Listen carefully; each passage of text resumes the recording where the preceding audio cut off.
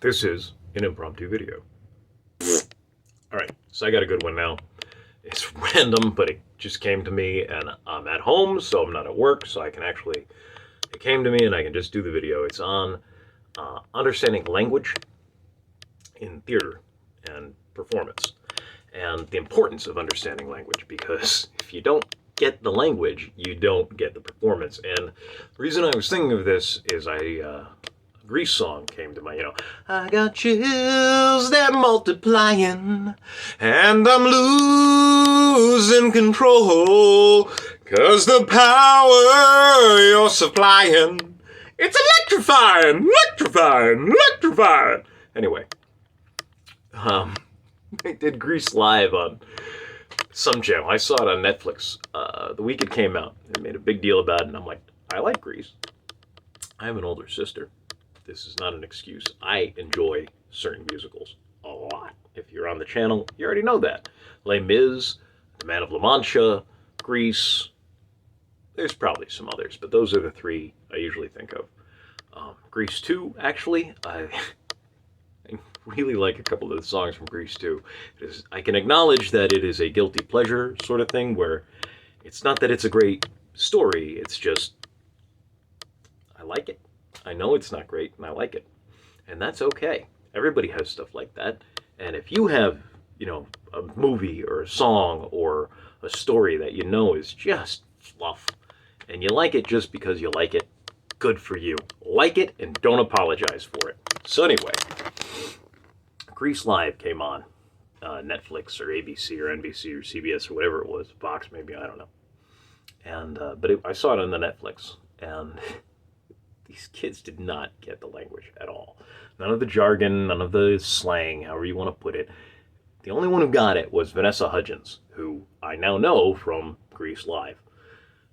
Apparently she was one of the girls in High School Musical from Disney. And she played Rizzo, and she's nailing every one of her lines, and the rest of the cast is clearly just reading their lines. It's not that they don't know their lines, it's that they don't know what their lines mean.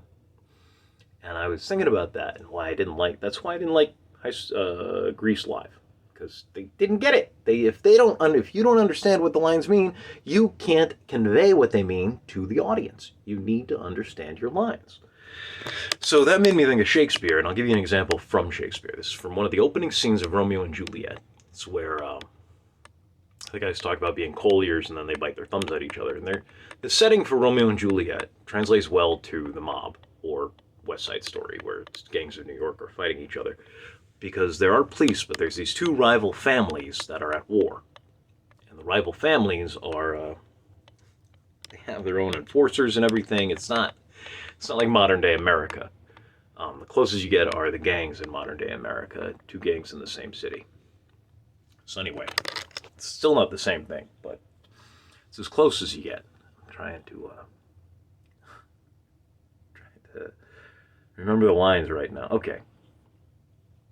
So it starts with, the lines that I want to do are, there's two groups of guys, 4 guys total, 2 on either side, are walking down the street and they see each other. And one of them decides he wants to pick a fight, but the law's not on his side. So you're going to see in the scene. So he bites his thumb at the other guys. And then the other guys see it and confront them. And what you need to know is that biting your thumb is the equivalent of flipping the bird, giving someone the middle finger. However you want to put it, it's an insult. It is a nonverbal cue, a nonverbal insult. And yeah, it's an excellent scene. And if you just read the lines, it goes, one guy bites his thumb, and then the other side comes up and says, did you bite your thumb at me? He turns to his friend, is the law on our side? His friend says, no. So he responds, no, sir, I did not bite my thumb at you, sir, but I did bite my thumb. Now, if you're just reading the lines, it doesn't really come across. It's more like a scene from, you got to think of like Joe Pesci in Goodfellas. That's the level that we want here. Like, are you talking to me? Are you talking to me? And it's set in Italy. It's Verona, Italy. So this is very appropriate. Are you talking to me? Are you talking to me? I don't see anybody else here. That's the emotion you want to be conveying with these lines. Did you bite your thumb at me? Hey, is the lawn outside? No. No, sir. I did not bite my thumb at you, sir. But I did bite my thumb. And then they fight. Because there's nobody else here. So anyway. Did you bite your thumb at me? Did you rub my lamp? Did you wake me up? Sorry. Did you bite your thumb at me? And if you can't, you got to be able to convey that emotion, which is, I guess, to convey it, you need to know what it is. If you don't know what biting your thumb is, then it's this, by the way. They still do it in Italy. If you ever get an Italian to do this at you, they are basically cursing you at that point. Don't do that. That's not a nice thing to do. It's not. It's. Don't do it. Not to an Italian anyway. That's as bad as flipping them the finger. The bird. Will a bird, bird, bird. Bird is the word. I said a bird, bird, bird. Bird is the word. I said a bird, bird, bird. What's the word? I don't remember how the song goes after that. All right. Y'all have fun out there in internet land.